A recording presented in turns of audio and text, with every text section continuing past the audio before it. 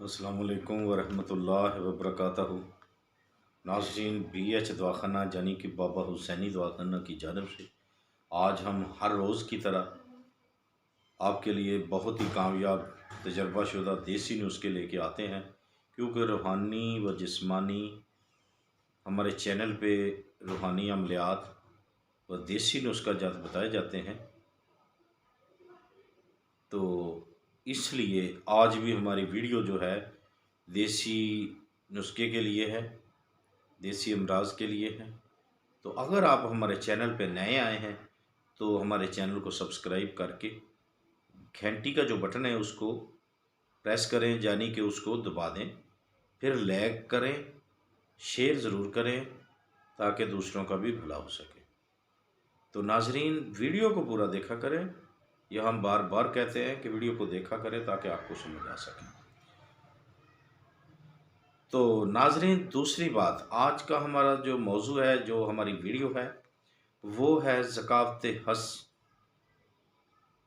असाब जो है, यानी कि क्या है ज़कावत हस? किसी को पता ही नहीं होता ये क्या है, क्या मर्ज़ है। ये सिर्फ नाम सुना होता है।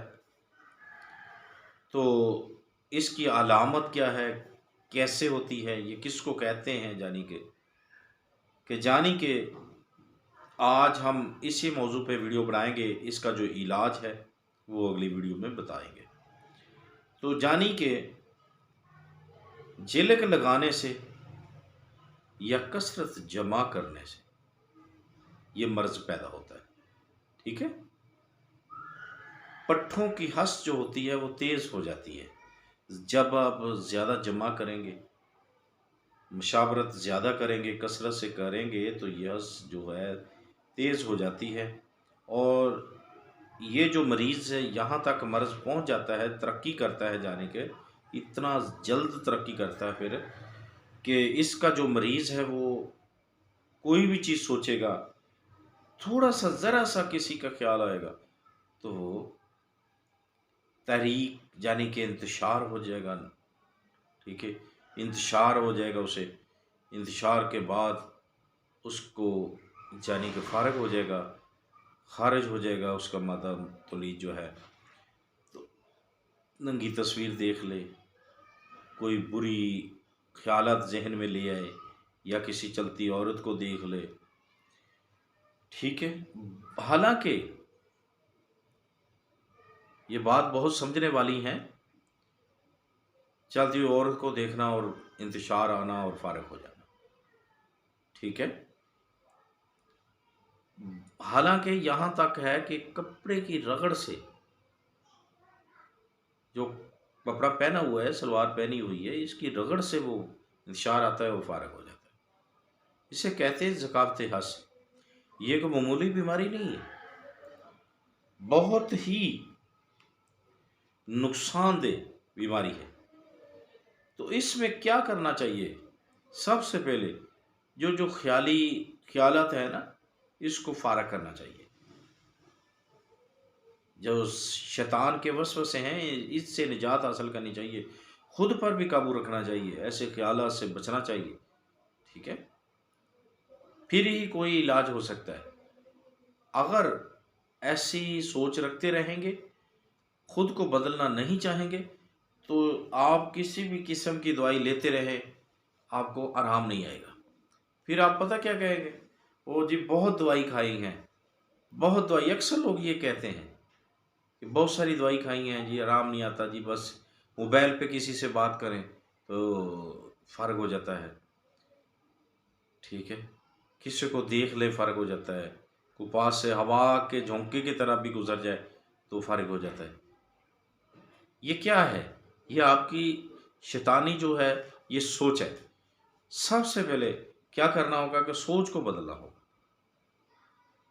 तबीबों को बुरा मत आखें, बुरा बुरा मत बोले, क्योंकि ये गलती आपकी है। ये किसी तबीब की गलती नहीं है। किसी तबीब ने आज तक ये नहीं कहा कि आप गुनाह करो। ठीक है। जो तबीब होगा वो आपको गुनाह की तरफ माइल नहीं करेगा, वो रोकेगा, मना करेगा, आपको तबलीग करेगा।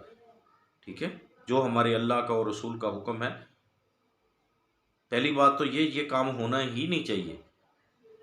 कुल कायनात में जो आपके मुकद्दर में अल्लाह तबारक ताला ने लिखी है बीवी के रूप में वही है। बाकी सब बेटियां, बहनें, माएँ सब अदब की जगह पे हैं। उन्हें अदब के नज़रिए से देखें, अदब की सोच से देखें, क्योंकि आपके घर में सबसे पहले माँ है, वो भी एक औरत है। उसके बाद बेटी है। हाँ, सबसे पहले बहन होती है, माँ होती है, फिर बहन होती है, ठीक है? फिर बीवी होती है, फिर बेटी होती है तो सब औरतें। अपनी सोच को बदलें, खुदारा अपनी सोच को बदलें। देखें, एक तो आप बीमार होके पैसा ज़ाया करेंगे, इलाज करवाएंगे, अपनी बीवी के काबिल नहीं रहेंगे, दर दर के धक्के खाएंगे, पैसा लगाने से भी फैज़ नहीं मिलेगा। वो क्या है कि आपने अल्लाह और उसके रसूल को नाराज़ किया है।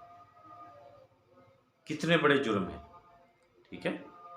अल्लाह और उसके रसूल का हुक्म ना माना, उसको नाराज़ किया, नाफरमानी की खुदा की, उसके रसूल के हुक्म की नाफरमानी की, ठीक है? दुनिया में भी रसवा हुए और आखिरत में भी।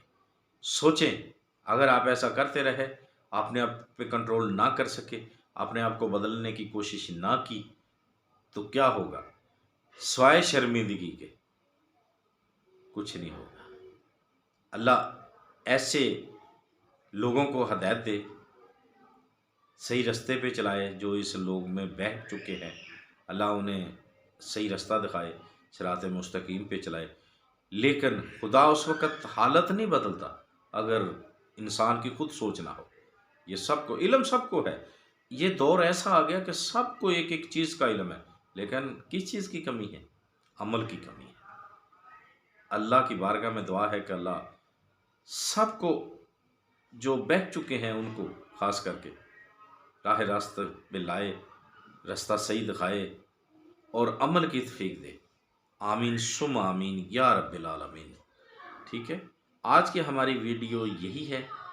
अगली वीडियो में हम उम्मीद करते हैं इस वीडियो के एंड में कि अल्लाह आपको हदायत भी देगा और आप कोशिश भी करें अपनी हालत बदलने का। ये बहुत बड़ा गुनाह भी है। अपनी जो ज़िंदगी है वो आप खुद अपने हाथों से बर्बाद करते हैं। ठीक है, कोशिश करें, आप कोशिश करेंगे, अल्लाह मददगार है, वो मदद करेगा, इंशाल्लाह ज़रूर करेगा। तो बने रहिए हमारे चैनल के साथ, BH दवाखाना के साथ। अगली वीडियो तक इजाज़त चाहते हैं। अल्लाह हाफ़िज़।